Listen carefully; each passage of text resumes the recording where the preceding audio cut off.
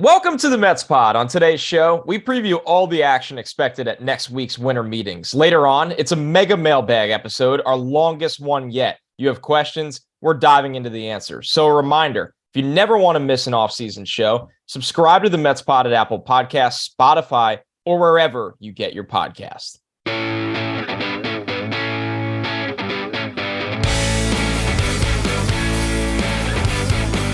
What's up, everybody? Welcome to another episode of the Mets Pod. I'm your host, Connor Rogers, joined as always by my co-host, Joe DeMayo.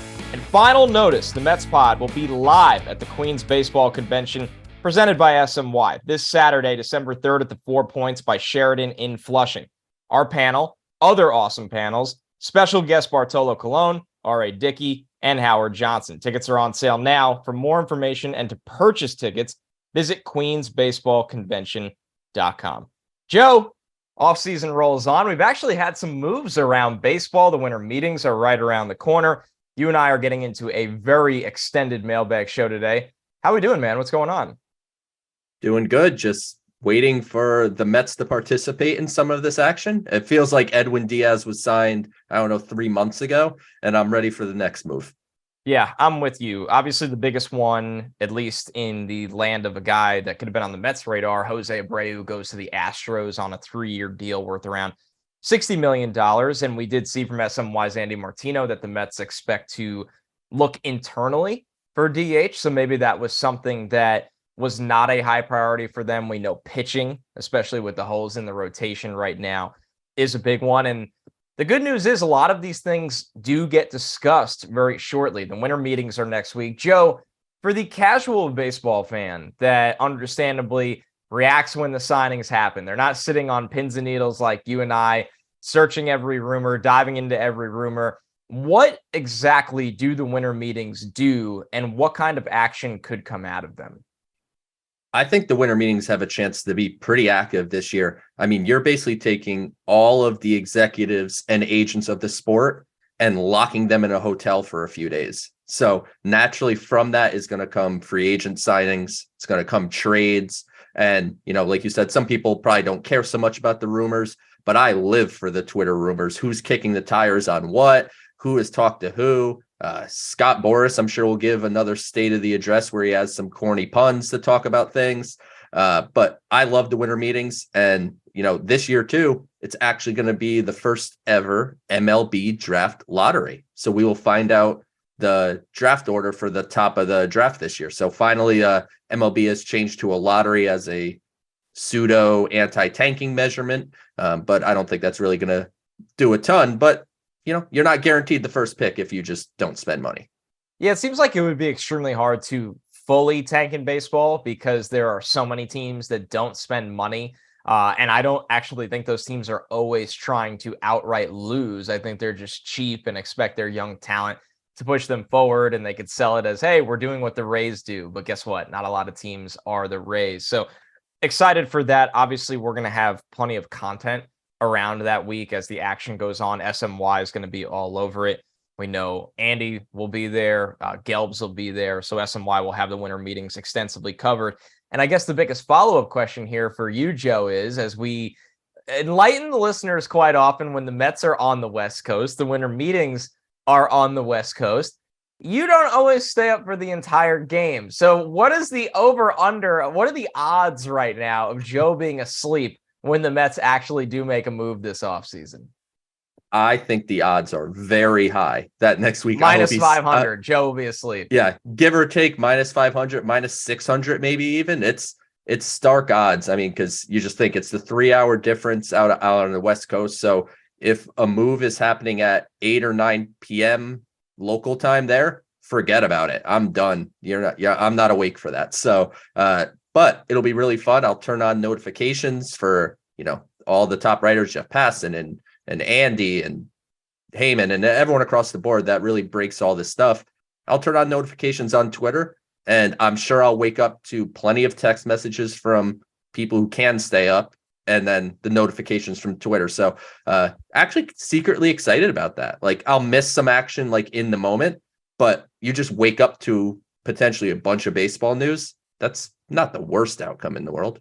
No, it's pretty solid. And once again, we'll have it all covered. So if the Mets make a move, stay right here on the feed. I can't emphasize it enough. Make sure you subscribe, because then the pod will automatically enter your feed with a notification. And we are going to be reacting to every single bit of news throughout the offseason. All right, before we get into the mailbag, I do want to give the exact details. More good news on the way. The Mets Pod will be doing live shows next week on Monday, Tuesday, and Wednesday at 9 p.m. Eastern time with guests from San Diego. As we hinted, Andy's going to be there. Gelbs is going to be there. All the latest news, notes, and rumors. Those shows will be live on all of SNY's social platforms. So if you are awake and want some Mets content at 9 p.m. Eastern time, you could watch those shows live. If you can't, the good news is those episodes are going to appear right in our regular podcast feed later on in the evening. So that's right. You will have essentially an episode of the Mets Pod Monday, Tuesday, Wednesday, covering every single aspect of the winter meetings, all of the rumors. Joe, we have the QBC on Saturday, which is going to appear in the feed. We have 3 shows next week. We always joke about it, but it's not really a joke. It's true. When the offseason begins, our show becomes more and more alive. And everyone asks for more of us. Well, here you go. Here's a bunch more. And this is a commitment. On Monday, Tuesday, and Wednesday, I will be awake until at least like 9:30. So once the show ends during those days, all bets are off. But yeah, no, really excited to do all that, all those shows. And, you all will have a whole bunch of Mets Pod in your feed. So like Connor said, make sure you subscribe. That way you don't miss any of those shows. All right, let's get into the mailbag here, because we have, I'm telling you, a ton of questions. They're essentially all offseason driven as expected.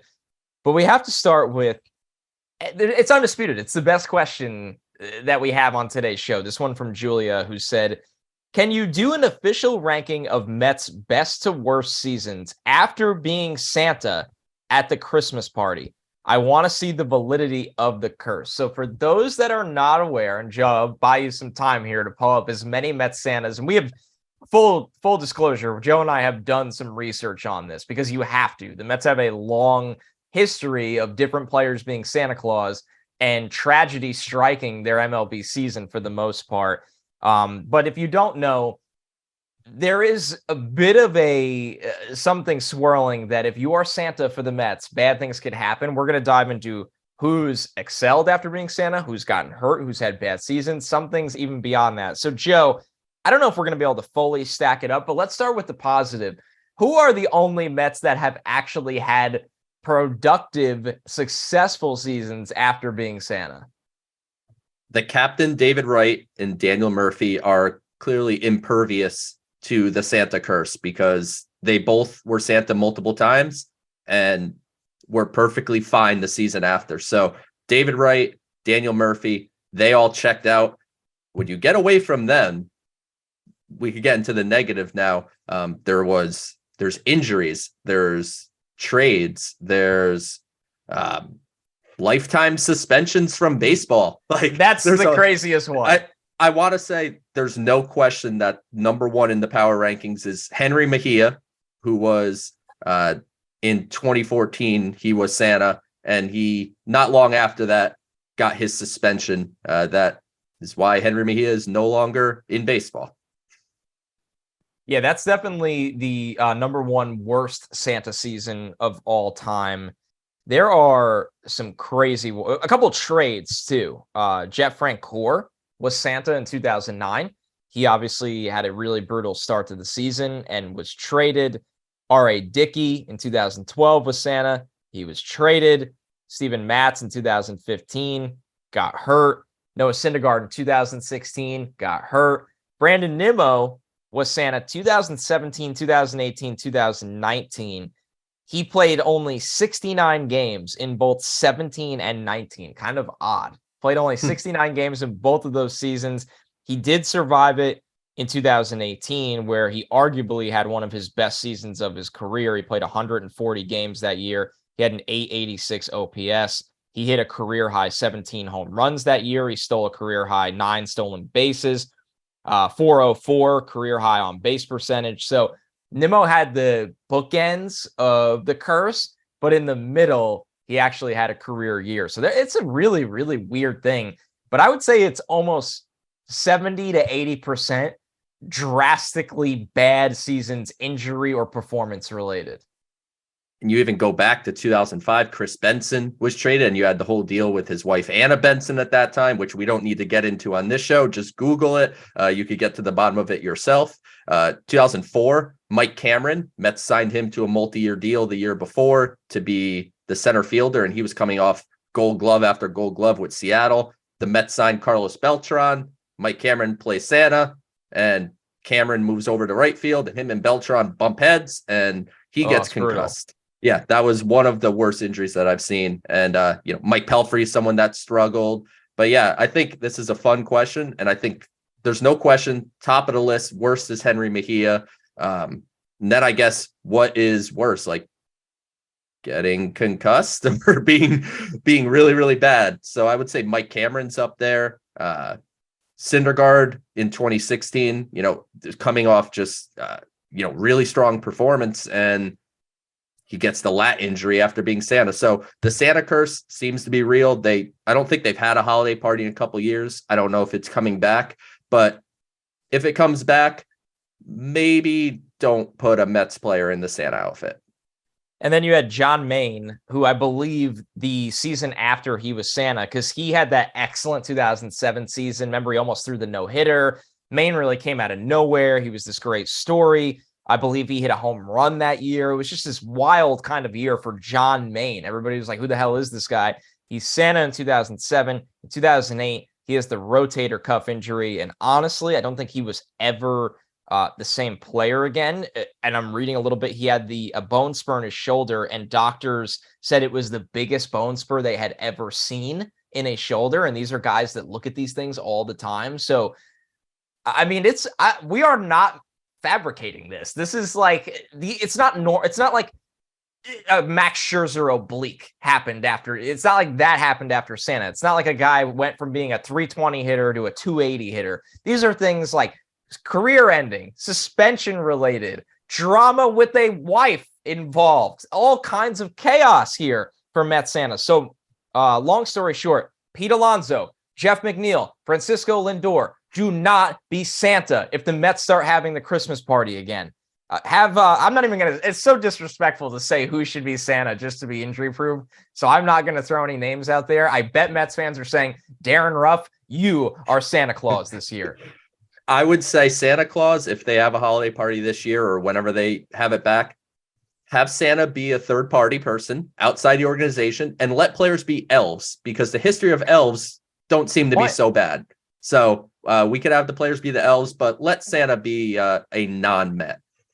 Oh my goodness. It's going to have to be Vogie by default, which scares me a lot. But all right, let's get a great question, Julia, and one that we were really, really excited to actually significantly prepare for. We full transparency, like the mailbag to be a bit of a surprise at times, because it allows Joe and I to give authentic answers that we don't get to talk about and plan for and agree on like we often do with this team. But that was a really fun one. All right, the next one from Aurelio Morales always sends us really good stuff. He said, name a free agent that isn't talked about enough that you'd like to see the Mets signing. Joe, Aurelio's is Michael Brantley. That's one that he's interested in for the Mets that really gets no buzz. What are you thinking here? That's a good question. I saw another question we got that I don't know if you picked, because like you said, we're not preparing. I have so many today, just in case we have basically a full mailbag show. So it's a wild card. I like the idea of a buy low on Alex Reyes, who was a reliever for the Cardinals. That's a free agent, been hurt, but when he's good, that stuff is top tier. And it's a fastball that'll get up to 99, 100, really good breaking ball. So lots of upside with a guy like Alex Reyes. And, I know the Mets need to get some rock solid, like known commodities in the bullpen, because we've talked about all the flyers that they took on waivers and through trade, and those all will and should play a role. But if there's room for one more kind of lottery ticket type of arm, I think Alex Reyes is one that stands out to me. I like that a lot. That was a question we got from Jenny Mets Report, who asked us, what we thought of potentially taking a flyer on a guy like Reyes, and he's been very popular amongst maybe Mets Twitter, but not nationwide as a reporter. So I really like the idea of Brantley. That's definitely an interesting one for me here. What do I you think what do you do with Brantley? it's a great question. I mean, Yeah. you're playing him in a corner, and then it goes back to the Marte discussion that we have every week, right? Is Marte going to be the center fielder of this team? And then the thing with Brantley, though, that scares you is this is an old team, and he's an older player that has had injury after injury every single year. Brantley will turn 36 years old in May. He's somebody that played 64 games last year. He did play 121 in 2021. I mean, when you sign Michael Brantley, you're praying for 100 games. That's what it comes down to. So, but you love the kind of bat he is in the lineup, of course. Yeah, I think at his age, he's trending to being more of a DH at this point, and with Vogel back kind They don't of need a in lefty. place, yeah, it doesn't seem like that fits great. But in a general sense and in a vacuum, Michael Brantley is a hitter specifically that I love to watch. Really good contact skills, has pop, has a good eye at the plate. I just don't know if that's a fit here with the Mets. No, that's a really good call out, especially when you look at the age and the contracts. One for me actually is this is kind of doubling up on another question. So you knocked out Jenny's question with Alex Reyes. I'll knock out this question. I want to make sure I give this person credit because this is a name that I've thought about. Nunya asked, and this was my answer to this question. He said, why hasn't there been any Mitch Haniger to the Mets buzz? Guy would be a perfect fit as a DH option who can also play a corner outfield. Why I like Haniger as a potential Met here is the Mets have struggled against left-handed pitching for the last couple of years. And when they got Darren Ruff, they thought that would be part of the equation or part of the answer to that equation. And it was not.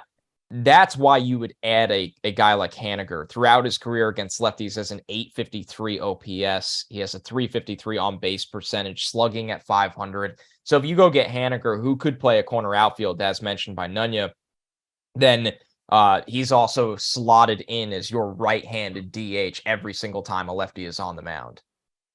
And Haniger, I think, actually has a pretty hot market. I think I've read quite a few teams being involved on him. I mean, all you have to do is look back to his 2021 season where he hit 38, 39 home runs, something like that. I don't have his page open right now, but near 40 home runs in 2021. And, like you said, he can play a corner outfield spot. So he's a guy that, might end up with a little more money than you would think on the surface. But if Brandon Nimmo walks out that door, they have to figure out alternative options in the outfield and DH. If Andy Martino's reporting is to be believed that they want to do internal there, then you're looking at, is Alvarez spending more time at DH than catcher in 2022? Is Mark Vientos finally going to get the chance? Or are they going to hope that Darren Ruff refines his historical trend of crushing left-handed pitching? But like you said, they haven't hit lefties too well. Haniger fits. To me, he'd be more in the mold of if Brandon Nimmo walked out the door and you needed to find a different type of player to replace him and then shift Marte over to center. Haniger's last two full seasons, 2018, 2021, he played 157 games in each of those seasons. And 2018, he hit 26 home runs. He was an all-star, 859 OPS. 2021, he hit 39 home runs, as you alluded to earlier, Joe, with an 804 OPS. So the average was down, but the power was significantly up. And last year, an injury-riddled season, he only played 57 games. So he's a big-time player when he's healthy, and maybe doesn't get that kind of buzz because he plays for Seattle. And until last year, a year where, once again, he was hurt, they weren't overly competitive. They weren't playing in that national spotlight as much. So, and really he's had some, yeah, he's had some painful injuries too. So feel free to Google that, and you'll get some more details that some painful stuff that Mitch Haniger has gone through. But if you also go back, he's an original Mets draft pick. When he was in high school, the Mets drafted him, didn't sign him, went to college, got drafted again elsewhere. But first round, I think, not from the Mets, from his after being in college. Yeah, so he was an original Mets draft pick. So it would be a big full circle moment there. All right. I did want to transition because you brought up. Well, we'll stay right here. My question for you, Joe, is when we hear the internal DH options discussed, the Mets this year, internally expect themselves to be a World Series contender, just like they did last year. And you don't go the route they've gone with veteran players if you're not. And I think under Steve Cohen, they always expect to be a World Series contender, but it's very obvious with the roster they've built. Knowing that, and knowing the shortcomings that they had last year, which was absolutely the right-handed DH spot was one of them. Can you go into the year banking on a Vientos, Alvarez, one of them winning that spot? Now, my argument for Alvarez is easier because Alvarez is going to hit home runs. I would like Alvarez to catch plenty of games next year. I think at some point that is the value proposition of Francisco Alvarez, is that he's a power hitting catcher that gives you an advantage 90% of teams in baseball will not possess on any given day. But when you look at Vientos, who they didn't even seem very hot on, isn't that a tough sell? Just saying, hey, he'll be average at the right-handed DH spot. I can't tell you that with a straight face right now. It is definitely a tough sell, especially when you're talking to a fan base that saw the offense kind of let them down a little bit down the stretch, and the designated hitter position was a disaster before they brought in Vogelback and Ruff, and then it was just kind of below average when they had Vogelback and Ruff. And you would think that one of their priorities would be to be upgrading that position. So it's tough to say, how are they going to improve this offense? Are they bringing Brandon Nimmo back? If they're bringing Nimmo back, then the offense is basically untouched, right? You're just bringing Nimmo back and you're putting a young player in place of maybe Ruff as the right-handed DH. Is that enough? Well, and yeah, you're betting on Nimmo to be healthy again, which is not the trend his entire career. So it could actually be a regression in terms of the lineup. There's definitely a chance of that. But also the counterpoint is with young players, the only way you find out is if you play them. You can't be afraid to play the young guys. So I wonder, they made the coaching staff changes reportedly. John Heyman reported that Eric Chavez is getting promoted to bench coach and Jeremy Barnes is getting promoted to hitting coach, and Glenn Sherlock, who was the bench coach here in 2022, is moving kind of exclusively into a catching instructing type of role, which I kind of read that as he's Francisco Alvarez's coach to really work on his game behind the plate. And, maybe we have made it feel too easy to get rid of James McCann.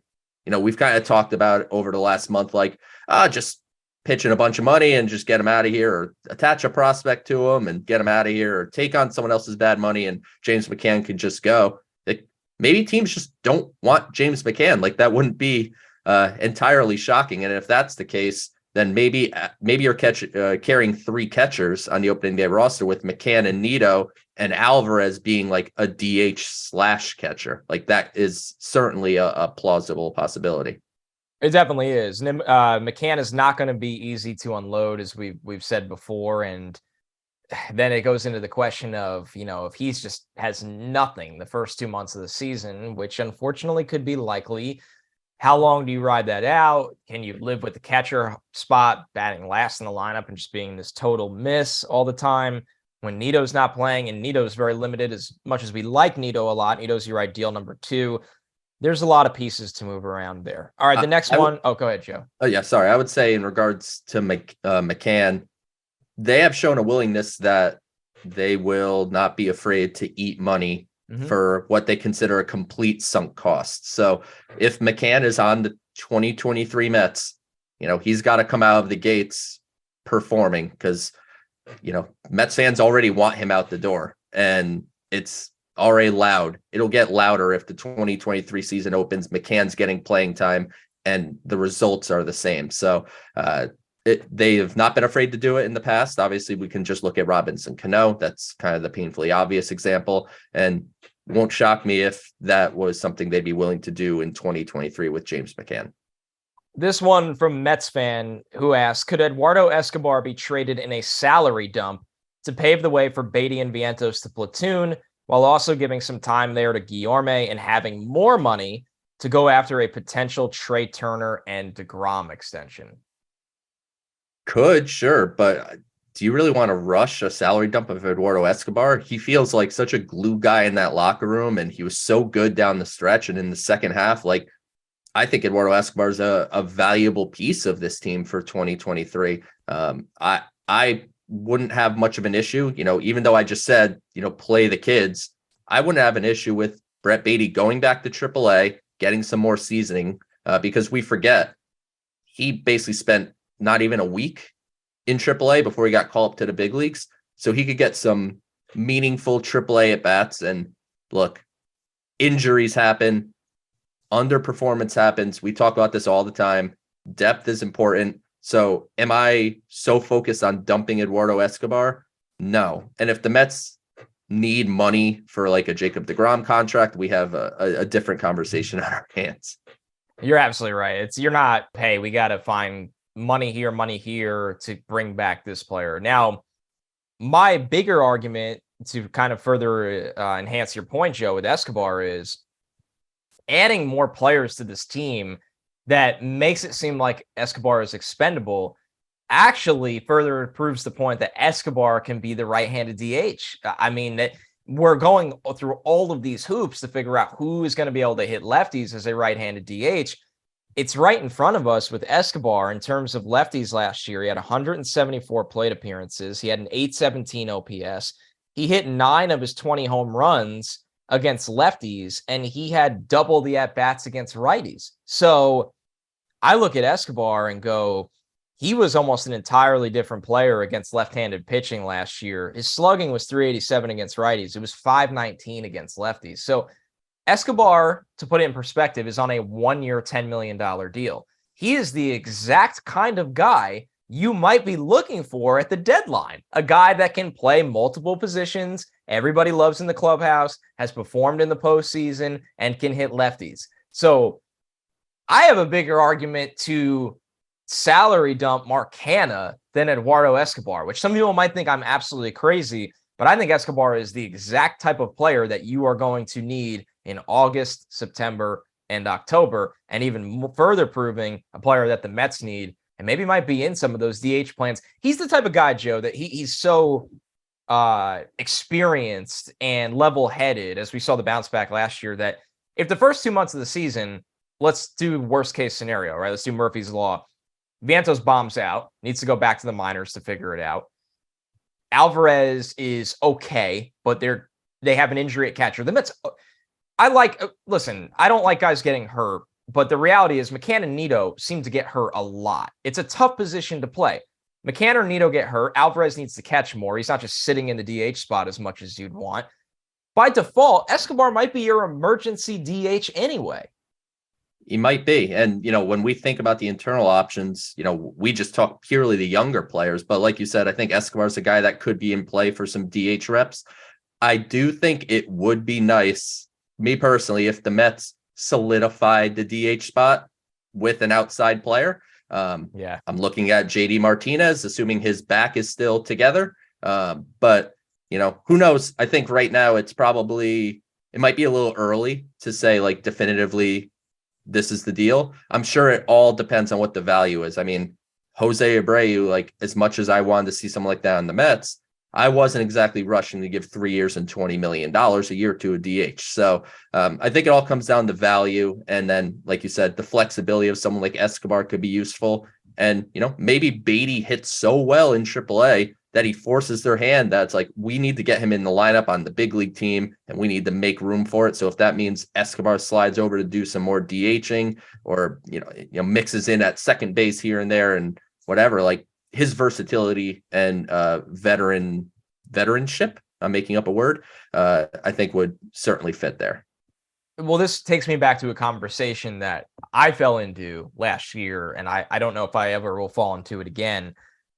You and I in the offseason pods often looked at DH or, a hitter on a side of a plate that could pinch in at certain positions, mostly a hitter, and relief help as this thing that you can put on the back burner in the offseason because it's always going to be there at the deadline. And I still agree with that in a sense, but I think I took it for granted to a point that you learn a lesson of it's nice when things just cost money in the offseason to just do it, because the Mets learned a really hard lesson last year that relief help and even DH help can get expensive at the deadline. and they didn't want to pay a premium for that. And that transitions us to this question that kind of sides with that. This is from Chris Ferraro. He said, why is Andrew Chafin not signed or been picked up as a trade piece here for the past few years? It makes too much sense that I almost wonder, does he not want to play in New York? What other ways can this bullpen be built this offseason? Chafin was the guy, Joe, that you and I highlighted as a lefty last year. He was the guy that we highlighted as a trade candidate at the deadline for the Mets this year. The Mets have big priorities. They need a frontline starter. As you have hinted, seems like Jacob deGrom, but you never know with Verlander, Rodon, a lot of different ways they can go with that. They need to figure out the Nimmo situation and the trickle effect if Nimmo goes elsewhere. But then it goes kind of to who's going to pitch to set up Edwin Diaz, who's going to be the big bopper in the lineup that didn't exist last year. Even if it's an average DH, that player still has power. This question kind of matches that. Billy Epler needs to be very engaged on the entire market because it doesn't necessarily need to go in like sequential order of importance. Like it's not required that they sign Jacob deGrom before they address the 7th inning of the bullpen or whatever. Like that's not a requirement. And I bet during the winter meetings, you're going to see a lot of movement in the relief market. I don't know if Andrew Chafin's going to sign, but I love how we have kind of turned Andrew Chafin into a thing amongst Mets Twitter. The sheriff. Yeah. I mean, look, he fits. It's a matter of what he's going to do contractually. I don't think the Mets are particularly interested, and you've seen it over the last couple of years. They're not trying to give out multi-year deals to middle relievers / setup men. I said it this last week about the starters. I said it a few weeks back when we did our bullpen episode. They are paying over 30 people in an analytics department to find these types of players. Adam Ottavino, great example. Sign him for a year, $3 or $4 million, whatever it was. He was fantastic. They'd like to re-up him for another year. We'll see if he could work a multi-year deal in somewhere, but I think they'd like to have him back. Aaron Loop, another example. They signed him for a year and $3 million. He was awesome. Signed the 2-year, $18 million deal with the Angels. I think the Mets are really going to prioritize 1-year deals, finding guys that they believe are going to outperform expectations based on all the metrics they have. And that's how you look at teams like the Dodgers, that's how they build their bullpens. You don't see the Dodgers just throwing out big money, multi-year deals to these relievers. That is, in general, not the best use of funds. It's the scene in Moneyball where they talk about Chad Bradford. They go through the guys that nobody cares about that can get this many outs, that can be had for this value compared to being worth this value. That is what those 30 highly qualified analytics employees for the Mets are actively doing. And I think we've already seen it. We don't cover it extensively. We've touched on almost every name they've brought in from waivers and things like that. The Mets have added multiple relievers this year, and you might not care about them right now. There's a big chance that they have an opportunity to win you a ball game at some point this season. It's a volume-based game. It's a matchups-based game. All right, let's transition to a bigger fish. This one from Mark.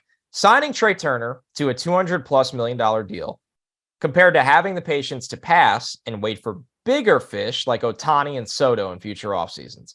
What would you and Connor choose? Too many massive contracts will likely lessen future flexibility for true mega talents. Thanks. That is why we always talk about the short contracts with the high AAV. It gives you the opportunity to routinely remain in the market for premium free agents. I understand how great the headlines are when you sign blank, insert superstar name here. We'll use Trea Turner because that was the example given here. I mean, Trea Turner is looking at 8 to 10 years and $200 and something million. Like, this is a significant contract, and you can only do so many of those significant contracts before there's kind of a halt on spending. I know Steve Cohen has plenty of money.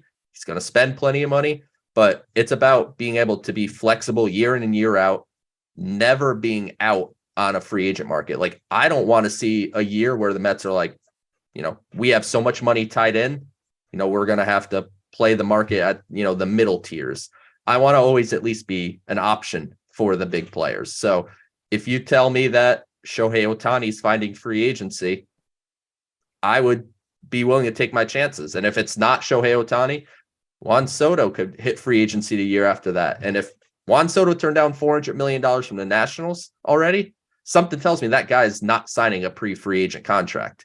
And, to me, those are the type of things that I would like to see the next long-term big money deal from the Mets going more in that direction. And, this year, let's focus on Jacob deGrom and guys that maybe you could get in the 3, 4 or less year window. You're right. It's tricky because I am of a belief the Mets are trying to do everything possible to win a World Series. It's almost like Cohen came in. You knew there was going to be a grace period because he needs to evaluate the organization. They need to clean out some bad money and bad principles left behind by previous ownership that doesn't align with new ownership. But then you also knew once you got through that year or two grace period that he wanted the Mets to be highly competitive, a significant contender for multiple reasons. One, that's what everybody wants, right? Or should want. I won't go as far as say every owner desires that the way they should, but that is what they should want. Two, it made the Mets a national brand again. The Mets have mattered again for the last 2 years, it feels like. And I don't know if I can confidently say that was a consistent trend from 2008 to 2020 or whatever it was. 2015 was a lot of fun. Nobody thought that team was going to a World Series. A lot of people didn't even think that team was going to the playoffs. So I think it further enhances. Cohen has built up goodwill because the effort's been there. He could build up even more goodwill if the Mets make or win a World Series in the first 5 years of his ownership. That people the Mets are a powerhouse brand that has been restored by Cohen. And that is going to take moves that have a lot of risk. And we've seen it already. We've seen those kind of moves. Francisco Lindor's contract, even Max Scherzer's. I mean, it's a 3-year deal, so the risk isn't insane, but he's an older guy. He's the highest paid pitcher in baseball. So that's where I'm conflicted of, do you sit here right now and go, we can't do a Trea Turner contract because we need to remain flexible? I understand that. But if you roll back the same thing next year in a window that you think you are a World Series contender, why will that work? And just to go for Juan Soto or Shohei Ohtani, the opportunity to go for them, not the guarantee that you will get them 2 years from now when Scherzer's not on this team. We don't know what the state of Jacob deGrom will be, even if he's back. We don't know what the state of the rotation will be. We don't know if Buck will still be managing. Some of the primes will be behind us. Starling Marte will be on the tail end of his career. You can confidently say that. These are the variables, Joe, that I find so tough to weigh and why I personally would not want to be making that decision. I was just going to say, I don't envy Billy Epler and this front office because the pressure to win is there. There's no question about it. And they want to win. They have a team built to win. But you also have, like you said, guys that are on the older end, and they're going to get older, not younger, obviously, as time continues on over these next couple of years. So, there's obviously a point for either side. Like if the Mets signed Trea Turner, I'm not coming on this podcast and being like, oh, well, the Mets just blew their shot at Shohei Ohtani. I'm going to be excited that they signed Trea Turner. Yeah, me too. I think they have, but I think their visions are flexibility with the payroll. But I would like to see them be a little more aggressive as we get later in the offseason. Those 1-year pillow contracts that people sign, the Mets should be dominating that market. The players that kind of fall through the cracks that want multi-year deals at the beginning don't end up getting them. The Mets should be signing those guys, big 1-year deals where the payroll could jump, but then the money's off the books next year. The trade market is something we don't talk about much at all, but it exists. The Mets held all of their prospects essentially at the deadline. So this offseason, there are prospects that could be available for trade depending on, what quality player can be obtained. And frankly, they want to continue to build up that farm system too, right? Like you add more flexibility to sign the Trea Turners, the Shohei Ohtanis, the Juan Sotos, when you have Brett Beatty in the lineup making league minimum, when you have Francisco Alvarez in the lineup making league minimum, when, maybe a year or two down the road, you have Blade Tidwell in the rotation making the league minimum. Like all that stuff really does matter. And David Peterson, very specific example for 2023, he could be the 5th starter at league minimum because he's not arbitration eligible yet. So like having those pieces increases your ability to spend elsewhere. So it's a really hard puzzle to put together. It's not as simple as we all make it out to be. But ultimately, the Mets are going to be aggressive this offseason. It's just a matter of how the money is divvied out.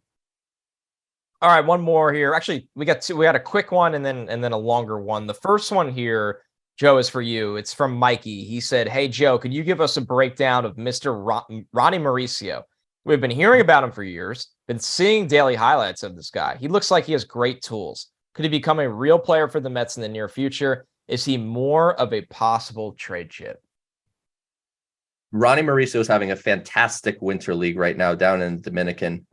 He's crushing from both sides of the plate, and O'Neal Cruz from the Pirates just got added to his roster, to Mauricio's roster. So for the first time in his professional career, Ronny Mauricio is playing a non-shortstop position down in the Dominican. He's playing third base, which obviously is a little potentially reserved here with Brett Beatty. But I think I've given Ronny Mauricio a lot of thought lately, and I almost wonder if I've been maybe a little too hard on him, in the sense of maybe the plate discipline is just never going to be a part of his game. And that can be okay. There are plenty of very successful Major League Baseball players that don't have excellent plate discipline. I mean, Javier Baez is making $160 million from the Tigers. He swings at everything. So I have written in my most recent Mets top prospect list where I ranked Ronny Mauricio. I believe I ranked him number 7. I really should remember my list better. But I think I ranked him number 7. And, maybe his profile is a Javi Baez light, where he's not really, he's not quite the athlete that Javi is, but he's a good athlete. He could chip in 10 stolen bases. Yeah, he has some speed, and he's got serious pop. I mean, there was some home runs he hit this year for AA Binghamton. Like, I think he had one at 115 miles an hour exit velocity. Like, very strong kid, legitimate power. When he hits the ball, he hits it really hard. It's just a matter of finding where he can play for the Mets. I feel like he's too big for second base. Third base could be a fit, but you have Brett Beatty there, who's ahead of him on the totem pole. If Ronny Mauricio is still with the Mets when we head into Port St. Lucie in a couple months, I'd like to see him getting reps in center field, in the corner outfield. I think that might be the path forward for him with the Mets. But I think I've gone maybe a little too far on the negative on Mauricio, and I think I've kind of overlooked the positives of what his power potential really could be. Man, it's funny when pulling up his baseball reference page, and I know you'll remember this show, the days of we followed Mauricio's career since he was signed, because he was a massive international free agent. And his development really started to get going when you and I started to podcast together a couple of years ago. And it's funny now to look at him listed 6'3", 222. When you look at the days of Mauricio, that he was always 6'3", but he was, I think, 180 most of the time. He was listed. Yeah, he was listed 165, 170 up. They just updated Baseball Reference this year. Last year they said he was 165 or 170 pounds, and he was 215. I mean, he's put on some serious mass, and it shows with the pop. The pop is, all you have to do is be on Twitter and whether you follow Joe or Jacob Resnick posting the minor league home runs.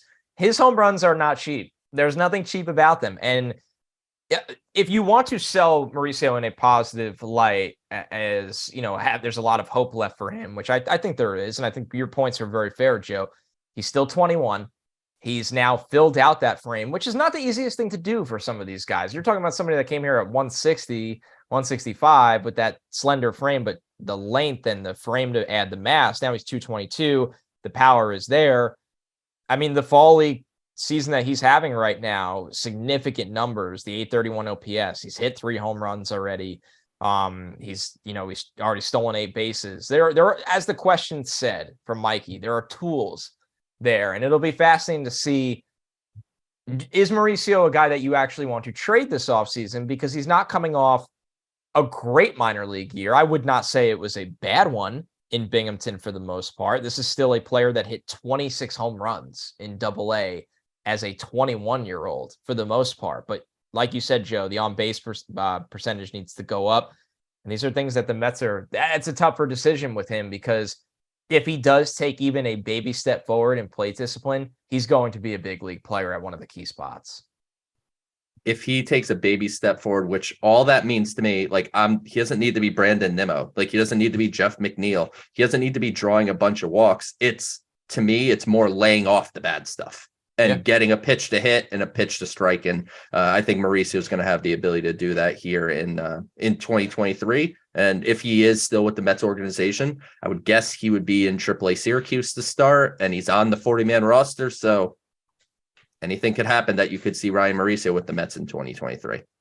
One more here. This is a fun one. And I know this is going to be tracked on the internet this year, because this is just how these things go. This is from Dan B. He asked, how many more home runs will be hit at Citi Field with the right field fence moved in 8 feet? I actually don't even know a good baseline to start this at, because I also don't know the exact width that they're moving in 8 feet. So I will just throw a number out there, because there will be a Twitter tracker of this Citi Field last year versus Citi Field this year home runs. I'll say 12, Joe, total, counting away teams. That we need to find one of those trackers exist, like where balls were like just short, like stadium home runs. I don't know. I think life's too short to bet the under. So like I'll go over. I'll go over 12. I'll throw out a number, and please, I hope that people can track this and tell us how wrong we are. But I'll go like 21. I don't know. You counting the away team? Yeah, you're saying the Mets get ballpark 8 to 13 home runs more out of it, something like that. I don't know. That feels about right, but. I mean, the Mets haven't moved in the walls at Citi Field in quite some time. Obviously, the original design is nothing like what the product is now. But the 8 feet in, it should provide some more power, and that'll help maybe some of the left-handed hitters here with the Mets. And Conforto came back, he'd have 5 more home runs. He would. I think he would. So that was his spot. You look at that, and then the fan experience is going to be greater because they're putting in seats there and stuff, like a new, like almost club kind of thing. So they're adding more places for fans to take in the game. And I also saw on Twitter the other day that it seems like work on the scoreboard is starting. There's no more screens where there used to be screens. So I think that big old mammoth screen is making its way to Citi Field. So the fan experience is growing. And, that's obviously been a focus of Steve Cohen. He's made it clear that the fan experience is important to him. And, we will now see if there's going to be any like cheapo home runs at Citi Field starting in 2023. And there's going to be a soccer arena. It's getting crazy over at Citi Field. Things are looking up, Queens. Things are looking up. Yeah, it's going to be awesome. So, and we will be out there quite shortly, because Saturday, if you haven't heard yet, we will be at the Queens Baseball Convention. If your day opened up or you're like, hey, I'm not doing anything, it would be great to go out, and you can meet even cooler people than Joe and I. Bartolo's going to be there. R.A. Dickey, a non-survivor of the Santa Claus curse. R.A. Dickey was traded after being Santa Claus, but we might have to ask R.A. that if we get any time with him. Be like, do you know the Mets Santa Claus curse? You are a key member of that. I think he'll take it in good spirit. Howard Johnson will be there. So just go to queensbaseballconvention.com. We're going to have a lot of fun. We're going to answer tons of questions like we did on today's show. And as a reminder, next week, we will be live on all of SNY's social platforms Monday, Tuesday, and Wednesday at 9 p.m. Eastern time, with plenty of guests from San Diego, news, notes, rumors. We will have it all covered from the winter meetings. And if you can't catch those shows live, which you should, we will be in this podcast feed, your regular podcast feed. So subscribe to the Mets Pod, and you will never miss an off-season show. Subscribe at Apple Podcasts, Spotify. You can watch on SNY's YouTube or wherever you get your podcast. Thanks so much, everybody. Catch you next week.